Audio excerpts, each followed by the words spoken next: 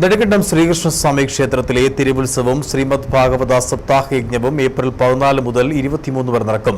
18-ാം തീയതി ക്ഷേത്രം തന്ത്രി ബ്രഹ്മശ്രീ താഴ്മൺമഠം കണ്ഠരര് രാജീവര് തൃക്കൊടിയേറ്റുന്നതോടെയാണ് തിരുവുത്സവത്തിന് തുടക്കമാവുന്നത്. നെടുങ്കണ്ടം ശ്രീകൃഷ്ണസ്വാമി ക്ഷേത്രത്തിലെ തിരുവുത്സവവും ശ്രീമദ് ഭാഗവത സപ്താഹയജ്ഞവും ഏപ്രിൽ 14 മുതൽ 23 വരെ നടക്കുമെന്ന് ക്ഷേത്രം ഭാരവാഹികൾ വാർത്താസമ്മേളനത്തിൽ അറിയിച്ചു. ശ്രീമദ് ഭാഗവത സപ്താഹയജ്ഞത്തിനും തിരുവുത്സവത്തിനും ഈ മാസം 14-ാം തീയതി മുതൽ തുടക്കം കുറിക്കപ്പെടുകയാണ്.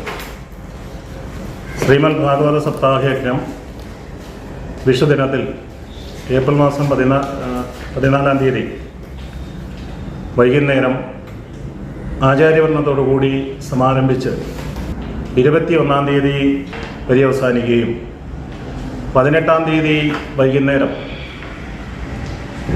തിരുവുത്സവത്തിന് കൊടിയേറുകയും ഏപ്രിൽ 14 മുതൽ 21 വരെ നടക്കുന്ന ഭാഗവത സപ്താഹയജ്ഞത്തിന് ദേശമംഗലം ഓംകാർ ആശ്രമം മഠാധിപതി സ്വാമി നിഗമാനന്ദ തീർത്ഥവാദർ യജ്ഞാചാര്യനായിരിക്കും. 18-ാം തീയതി ക്ഷേത്രം തന്ത്രി ബ്രഹ്മശ്രീ താഴ്മൺമഠം കണ്ഠരര് രാജീവര് തൃക്കൊടിയേറ്റുന്നതോടെയാണ് തിരുവുത്സവത്തിന് തുടക്കമാകുന്നത്. വിവിധ ദിവസങ്ങളിൽ പതിവ് ക്ഷേത്ര ചടങ്ങുകൾക്ക് പുറമെ ഭാഗവത പാരായണം, ഉണ്ണിയൂട്ട്, വിദ്യാഗോപാല മന്ത്രാർച്ചന, രുക്മിണി സ്വയംവരം, കുചേലോപാഖ്യാനം, സർവൈശ്വര്യ പൂജ എന്നിവ നടക്കും. ഏപ്രിൽ 21, 22, 23 തീയതികളിൽ നൃത്തനൃത്യങ്ങൾ, പ്രാദേശിക കലാപരിപാടികൾ എന്നിവ സംഘടിപ്പിച്ചിട്ടുണ്ട്.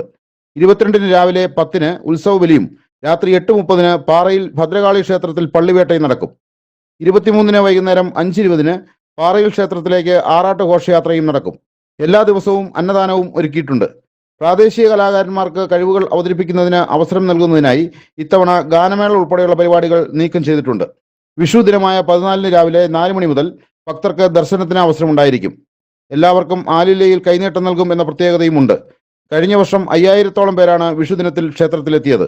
ഇത്തവണ 6000-ഓളം ഭക്തരെ പ്രതീക്ഷിക്കുന്നതായി ക്ഷേത്രം secretary MS Maheswaran, OK Sajayakumar, Sajeev R Nair, CD Sreekumar, Vijayama Padmanabhan, Ushakumari M Nair എന്നിവർ പറഞ്ഞു. News bureau, Nedumkandam.